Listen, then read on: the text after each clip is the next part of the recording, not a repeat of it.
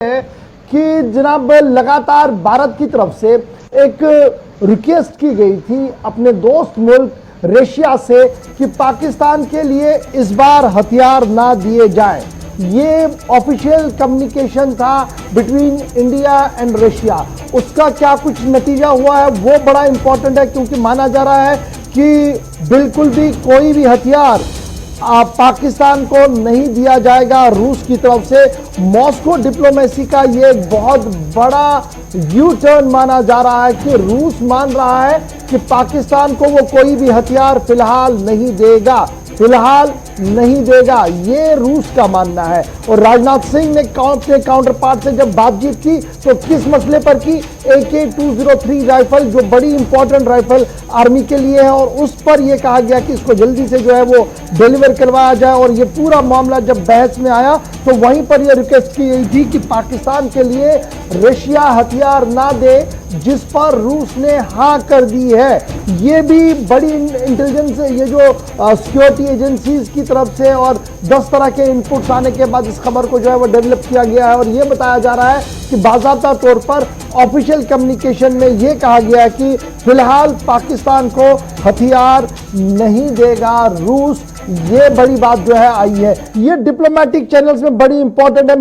Chaturvedi sir, ये जब मैं देखता हूं, मैं मॉस्को डिप्लोमेसी को मैंने इसीलिए आज शुरू किया था क्योंकि ये यू टर्न कि हम हथियार नहीं देंगे, ये दोस्ताना ताल्लुकात को बढ़ाने की बात है या चाइना को मैसेज देने की बात है? क्योंकि कल जिनपिंग ने पुतिन के नाम पैगाम दिया था, आइए दोनों इकट्ठे मिलकर विश्व भर के अमन के लिए हम काम करें, क्योंकि जिनपिंग चाहता है विश्व में अमन हो।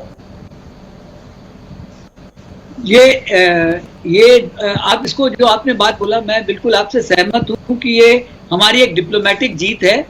और शी जिनपिंग का एक ऐसा मैं आपको बताना चाहता हूं कि इवन रशिया जो है उसको मजबूरी थी कि वो चाइना के साथ था इस दौरान 2014-15 से, जब से कि यूक्रेन वाली प्रॉब्लम आई थी और उनके ऊपर बैन लगा था, तो चाइना के साथ वो थे। लेकिन आज की तारीख में वो हिंदुस्तान से उनके जो एजोड संबंध हैं रशिया के और हिंदुस्तान के, उनके देखते हुए, उनके चलते हुए उन्होंने हिंदुस्तान की बात अच्छी मानी। और ये जो शी जिनपिंग का है कि हम दुनिया को में शांति चाहते हैं, सब जानते हैं कि दुनिया में वो कहीं शांति नहीं चाहता। उसके एक एक्सपेंशनिस्ट है, वो व्लादिवोस्टोक पे तो क्लेम कर रहा है, जो कि रशियन फॉर ईस्ट का हिस्सा है, उस पर वो क्लेम कर रहा है। इनर मंगोलिया को उसने दबा रखा है, आउटर मंगोलिया घबराया हुआ है, यूनान पे उसने कब्जा कर लिया है। तो उसकी एक बहुत ही एक्सपेंशनिस्ट पॉलिसी है। तो रशिया भी उनकी असलियत से अच्छी तरह वाकिफ है। इसलिए मुझे लगता है कि ये भारतवर्ष की बहुत बड़ी डिप्लोमेटिक जीत है। और हमको हालांकि इस पर बहुत ज्यादा खुश नहीं होना चाहिए, क्योंकि इंटरनेशनल रिलेशंस में सारी चीजें जो होती हैं क्विड प्रो क्वो होती हैं और इंटरडिपेंडेंस होती है। आज हम 203 अगर उनसे खरीद रहे हैं, AK-203, तो एक बहुत बड़ा सौदा है। एक हम S-400 ड्रोन खरीद रहे हैं, वो एक बहुत बड़ा सौदा है। इन चीजों के जो 38,000 करोड़ का जो एक सौदा हुआ है एयरपोर्ट्स के लिए, 21 मिग और 12 सुखोई, वो एक बहुत बड़ा सौदा है। इन चीजों के चलते हुए उनको भी मालूम है कि किसके साथ दोस्ती रखनी है, किसके साथ नहीं रखनी है। तो पाकिस्तान तो मतलब जिसको कहा जाए कि उसका कोई इस वक्त बड़ी बारिश चाइना के अलावा कुछ नहीं है। चाइना उनको कर्नल की भी साहब बता रही, बिल्कुल ये जी एक बड़ी डिप्लोमेटिक जीत हो सकती है और इसका इफेक्ट जो है वो आने वाले दिनों में हम जरूर देखेंगे। लेकिन जब मैं इसी पॉइंट को आगे देखता हूं और इसको और ज्यादा बड़े कैनवस पर खोलकर देखते हैं, तो चीन पाकिस्तान को कुछ चीजें गिफ्ट कर रहा है। चाइना पाकिस्तान की दोस्ती के बीच खबर यह भी है कि चाइना के साथ साथ अब मदद कर रहा है पाकिस्तान भी कि इस वॉर फ्रंट के अंदर कुछ आगे बढ़ा जाए। तो ये जो बातचीत हो रही है, ये जो डिप्लोमेटिक चैनल्स काम कर रही हैं, ये उसकी रिफ्लेक्शन जो थोड़ी सी होती है ना, कहीं बॉडी रिफ्लेक्शन होती है, वो कहीं PLA पे नजर नहीं आ रही है। क्योंकि PLA के आज के दिन जब हम बात करें तो जो सैटेलाइट इमेज, इंटेलिजेंस और 10 तरह की चीजें, वो तो यही बता रही है कि वो और आगे और एग्रेशन के साथ आगे बढ़ना चाहते हैं। लेकिन वो सिर्फ इसलिए रुके हैं क्योंकि हमने कुछ हिल टॉप्स पर आ गए हैं और हमारी पोजीशन वहां मजबूत हुई है। तो एक तरफ से बातचीत, दूसरी तरफ से एग्रेशन, दूसरी तरफ से फौजी जमाव का बढ़ाना। हमने उम्मीद है कि शायद इसमें कुछ बदलाव आएगा। आप इसमें देखिए कि जो अभी रूस ने ये कह दिया कि हम पाकिस्तान को सप्लाई नहीं करेंगे हथियार भारत के कहने पे, ये एक इंसिडेंट आइसोलेटेड नहीं है, इट इज ए चेन। इससे पहले उसने जो S-400 चाइना को दिए हुए थे उनकी मिसाइल देने को मना कर दिया। चाइना ने कहा था कि भारत को S-400 मत दो, लेकिन रशिया ने कहा नहीं, मैं S-400 दूंगा। कहने का मतलब ये कि रशिया का भारत की तरफ एक झुकाव अब से नहीं पहले से है। अब जो AK-203 के लिए बात आई तो उसमें ये भी एग्री किया कि इसमें 70,000 तो हम डायरेक्ट देंगे, लेकिन बाकी मेक इन इंडिया होंगी। तो मैं संतपाल यादव जी की बात से पूरी तरह सहमत हूं कि अब एक चेंज आया है, और वो चेंज जब आया जब हमने प्री एम्प्टिव स्ट्राइक की है, जब हमने प्री एम्प्टिव काम किया है, तब रशिया के एटीट्यूड में फर्क आया है। जहां तक बची उसकी सर्विलेंस की बात, हमारे भी 7 मिलिट्री सैटेलाइट पूरी तरह से चौकस है। श्री जिनपिंग जी अपनी चाय में कितनी चीनी पी रहे हैं हमें मालूम है सर। और जो हमारा SSF फोर्स है जिसका अभी संतपाल जी जिक्र कर रहे थे करेक्टली, कि वो फोर्स माउंटेनस एरिया में रहने के लिए ऑलरेडी एक्लिमेटाइज है, क्योंकि वो तिब्बतन का है। वो हमारा 1962 का बनाया हुआ फोर्स है। और जो चीन के सैनिक आ रहे हैं, जो हमें खबरें मिल रही हैं, वो हाई एल्टीट्यूड पे आके सांस फूलने से गिर रहे हैं, गिर पड़ रहे हैं। क्या लड़ाई लड़ेंगे सर वो? और अगर सर मैं आपको आज एक बात और बताऊं कि खुद जी जिनपिंग ने ये कहा था कि हम 2020 तक तो कोशिश करेंगे कि हमारी मॉडर्न इक्विपमेंट हमारे पास आ जाए, और 2035 तक कोशिश करेंगे कि हम इंफॉर्मेशन टेक्नोलॉजी में नंबर 1 हो जाइए। ये बड़ा इंपॉर्टेंट है, शायद प्रोग्राम और पॉलिसी को लेकर आगे बढ़ रहे हैं। लेकिन एक चीज बड़ा फटाफट से इसका जवाब दे दीजिएगा टीपी त्यागी साहब, चूंकि आप बैटलफील्ड को जानते हैं और ये टैंक का लेना ले जाना आपने खुद देखा है कि 1971 में किस तरीके से आपने फोरफ्रंट पर काम किया, जिसके बाद आपको अवार्ड भी दिया गया है और देश का सबसे बड़ा अवार्ड आपको मिला है। लेकिन मैं जो जानना चाहूंगा, क्या ये टैंक आना 1 to 1 ये लास्ट लॉक होता है जंग का, इसके बाद कुछ भी होगा? बिल्कुल। टैंक और हमने तो जो इटली मिसाइल है, जिसे क्या कहते हैं एंटी एयरक्राफ्ट मिसाइल, वो जनरली तभी इस्तेमाल की जाती है, तभी लगाई जाती है जब वार इमिनेंट हो। तो हमने उनको भी तैनात किया है। और हम एक दूसरे के राइफल रेंज में है।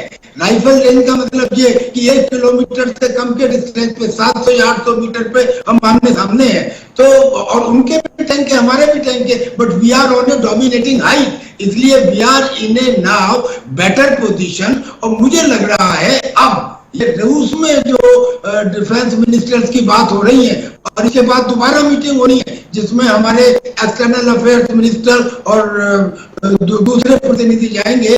हो सकता है कि अब एक चेंज नजर आए आपको। मुझे तो सर ऑप्टिमिस्टिक लग रहा है, और मैं तो ये चाहूंगा कि जो इंटरनेशनल कम्युनिटी है वो बजाय इसके कि वर्ल्ड वार कैसे हो, इस बात के ऊपर काम करें कि वर्ल्ड वार को कैसे रोका जाए। वर्ल्ड वार को कैसे रोका जाए, ये बहुत बड़ी सिल्वर लाइनिंग आपने बताई, क्योंकि आपने पता है कि जब जंग होती है तो फ्रंट लाइन और सेकंड लाइन वाले लोग कैसे होते। मैं आता हूं आप ही के पास, major retired AK Chaturvedi sir, आप ही के पास आऊंगा और आपसे बहुत बड़ा इनपुट जो चाहिए, क्योंकि आपने लद्दाख की टोपोग्राफी को देखा है और लद्दाख पर आपका बहुत बड़ा रिसर्च भी है। इसलिए आपसे जो जानना चाहूंगा वो ये है कि जिस तरीके से टीपी त्यागी साहब बता रहे हैं कि वर्ल्ड ओपिनियन को भी अब काम करना होगा कि वर्ल्ड वॉर ना हो और ये टेंशन भी डिफ्यूज हो, क्या मैं ये मानूं कि चेंज हो रहा है, शिफ्ट हो रहा है सारा ओपिनियन? देखिए, एक चीज हम लोगों को ध्यान रखना चाहिए, चीन हमको अभी तक धमकी दे रहा था, जो उसने कल धमकी दी है ग्लोबल टाइम्स में पहले, कि हमारे पास 62 से बुरा हाल करेंगे, लेकिन वो बहुत बड़ी गलती कर चुके हैं। अगर आप उनका गौर कीजिए कि जो अगर वो लद्दाख में वो सोच रहे हैं कि लड़ाई एक तरफ होगी जिसमें कि हिंदुस्तान और पाकिस्तान का भी मदद लेकर के हमको दबा सकेंगे, तो वो भूल रहे हैं साउथ चाइना सी में भी उनकी मुश्किलें हैं। तो जहां अगर हमारे लिए 2 फ्रंट वॉर होगी तो उनके लिए भी 2 फ्रंट वॉर होगी, और इस सब से चाइना भी बचना चाहेगा और वो नहीं चाहेगा कि ऐसा हो।